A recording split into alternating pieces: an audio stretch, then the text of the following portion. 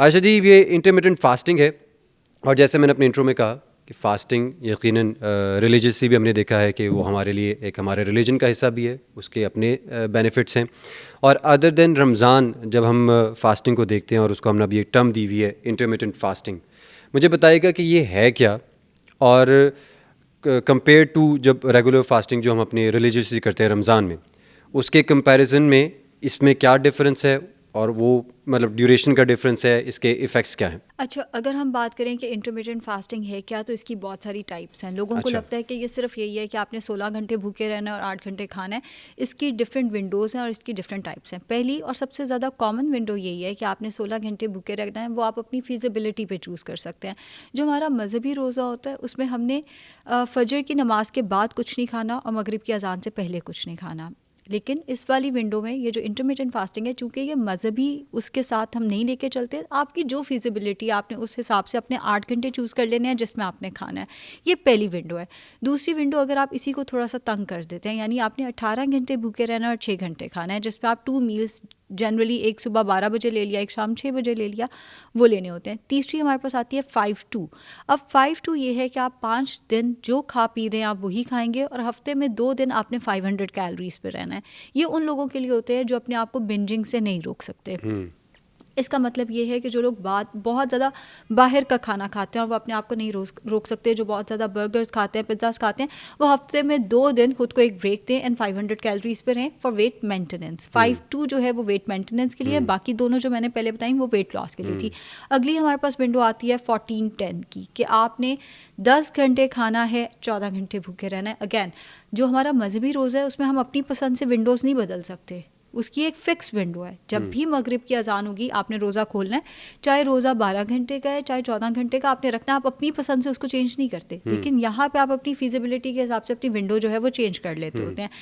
आखिरी जो हमारे पास किस्म आती है वो आती है उमाट, 1 मील आ डे। ये बहुत ज़्यादा ट्रेंडिंग में रहा है और मेरा सबसे लीस्ट फेवरेट जो विंडो है वो ये है 1 मील आ डे, जिसमें आपने 23 घंटे भूखे रहना होता है और आखिरी जो 24वां घंटा है उसमें आपने एक मील लेना होता है, जिसमें आप फिर जंक फूड भी खा सकते हैं एक लिमिटेड क्वांटिटी में रहकर, आप मीठा भी खा सकते हैं, आप सारा कुछ एक लिमिटेड मिकदार के अंदर रह के खा सकते हैं। नहीं तो लिमिटेड क्वांटिटी, अब बाकी सवाल तो मैं करता हूँ, लेकिन ये जो आप कह रही हैं लिमिटेड क्वांटिटी, ये कौन डिसाइड करेगा, किस तरह से होगा ये? कैलोरी डेफिसिट डिसाइड करेगा। बात यह है कि कई लोग जब उमाट पे जाते हैं वो क्या करते हैं, 1600 कैलोरीज का एक मील ऑर्डर कर लिया फ्ला बर्गर वाली चेन से, वो खाया, उसके ऊपर आइसक्रीम खाई या मफ़िन खा लिया या उन्हीं का शेक पी लिया और 2000 कैलोरीज हमने पूरी की। हम उमाट पे हम वेट लॉस कर रहे हैं भाई, ये कौन सा वेट लॉस है? अब लिमिटेड क्वांटिटी से मुराद ये है कि आपने अपना कैलोरी डेफिसिट डिसाइड करना है।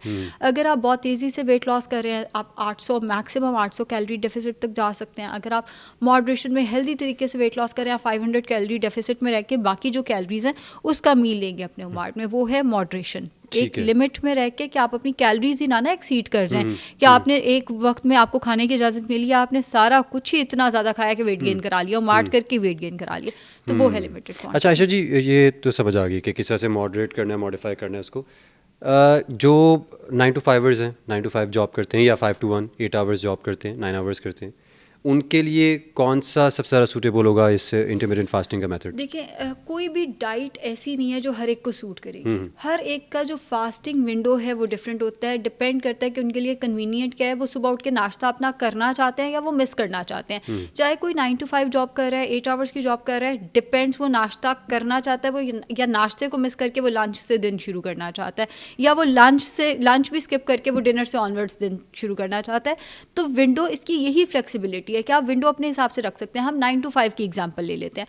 अगर आप 9 to 5 जॉब करते हैं तो आपके लिए 11 to 7 कन्वीनियंट सुनने में लगती है कि आप ऑफिस गए, आपने थोड़ा अपना काम किया, उसके बाद 11 बजे आपने एक हेल्दी नाश्ता जिसमें ब्राउन ब्रेड के 1 से 2 स्लाइस, 1 से 2 अंडे आपने खा लिए, थोड़ा फ्रूट खा लिया। उसके बाद 2-3 बजे के करीब आपने स्नैकिंग कर ली, जो हेल्दी स्नैकिंग होनी चाहिए, यानी ग्रीक योगर्ट ले गए या वैसे योगर्ट ले गए अपने साथ, या थोड़ा प्रोटीन के लिए चिकन या फिश ले गए, वो खा लिया, और घर वापस आके एक अच्छा डिनर रोटी चावल वाला अपनी फैमिली के साथ खा लिया। ये सबसे कन्वीनियंट है, लेकिन हर एक के लिए ये नहीं फीजिबल हो सकता है। 11 बजे कंपनी इजाज़त ही ना देती हो कि अभी आए हो, अभी काम शुरू किया और साथ ही खाना खाने बैठ गए हो, ये क्या तरीका है? तो हो सकता है वो लंच से अपनी विंडो शुरू करें। कंपनी के माहौल पे एंड हर एक की फिजिबिलिटी पे ये डिपेंड करता है फिर। अच्छा मुझे बताइएगा कि लेट्स से जो आपका फेवरेट आपने बताया कि मेरे ख्याल है 14, नहीं, मेरा फेवरेट है 16-8। 16-8।